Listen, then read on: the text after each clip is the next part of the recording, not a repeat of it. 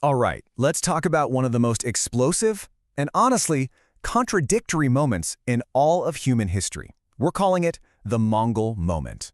If you go to Mongolia today, Genghis Khan is, well, he's everything. He's their national hero, the guy who unified the people, founded the state. He's the bedrock of their entire history. One historian even said he's like a god to us. But flip that coin over. For the millions of people who stood in the way of his armies, he was something else entirely. A Persian historian from the 13th century who saw the destruction with his own eyes actually heard Genghis Khan say, "I am the punishment of God." I mean, talk about an apocalypse on horseback.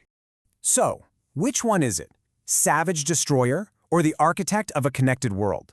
Was this just pure, brutal destruction, or did all that brutality somehow, maybe accidentally, help build the world we live in today?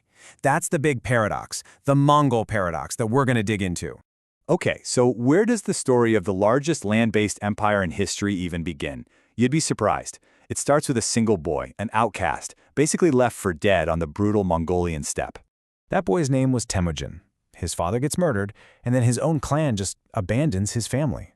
They're left to survive by hunting and fishing, which for them was a huge fall from grace. But this kid, he had something. This incredible personal magnetism, courage, and a real knack for building alliances based on pure loyalty, not just who you were related to. And slowly, he started to climb his way back up. And I mean, what a climb. The speed is it's staggering. Think about this. In 1206, he finally unites all the Mongol tribes. Just 3 years later, he kicks off a world war that's going to rage for 50 years. By the time he dies, he's built an empire like nothing the world had ever seen before. It's honestly hard to wrap your head around the sheer scale of this thing.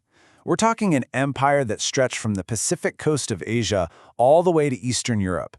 It mashed together nomadic peoples and settled civilizations in a way that had just never happened before.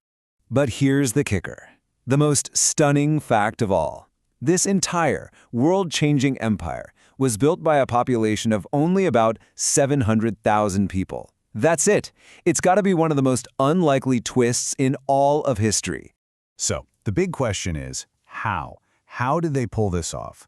Well, part of the answer is a reputation for terror and destruction that was built on a truly revolutionary military machine. And it all started with this. See, the skills you get from living your whole life on horseback, herding animals, hunting, they translate perfectly to warfare. The Mongol mounted archer was without a doubt the most deadly and effective military unit of its time. But it wasn't just about being good on a horse. Genghis Khan was a genius of organization.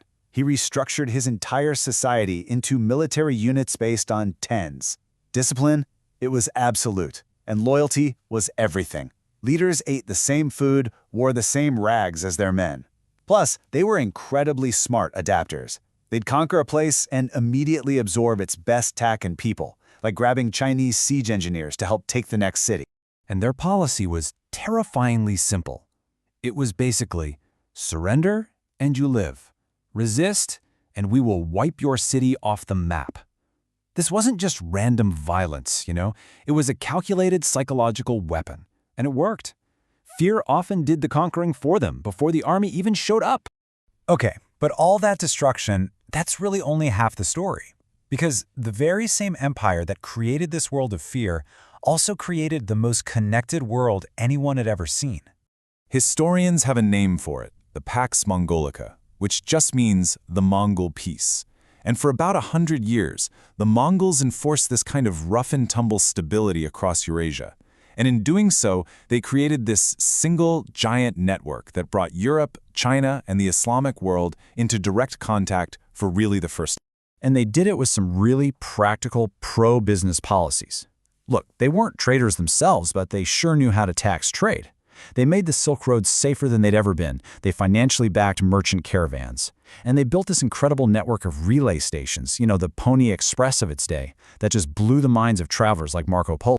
And the exchange that happened was just remarkable. The Mongols were super tolerant of different religions, not because they were enlightened, but because it was just practical. They'd move skilled workers and engineers all over the empire to wherever they were needed, which created this huge transfer of knowledge. Chinese gunpowder flows west, Persian astronomy flows east. It was basically a continent-wide think tank. But here's the thing, Mongol rule looked totally different depending on where you were.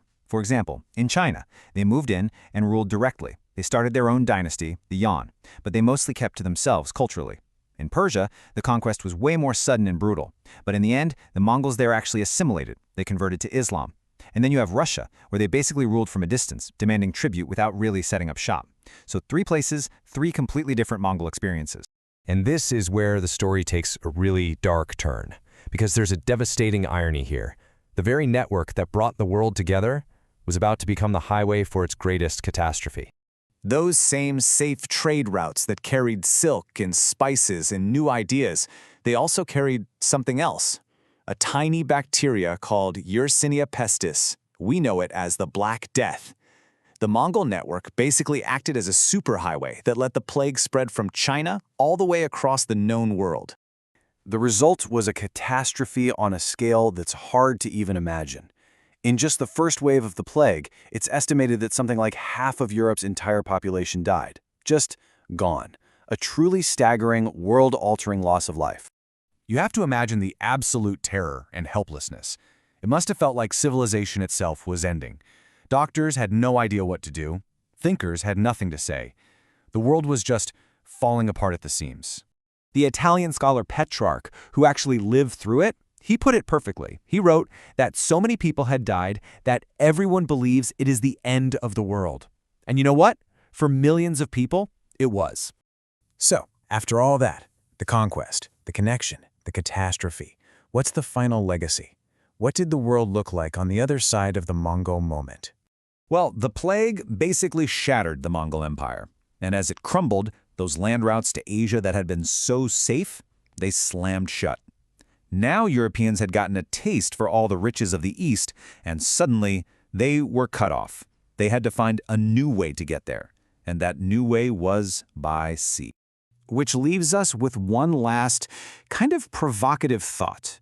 As Europeans started sailing the oceans, building their own massive global empires, were they, in a way, just the next chapter? Were they picking up where the Mongols left off? Were they the new Mongols of the seas? Definitely something to think about.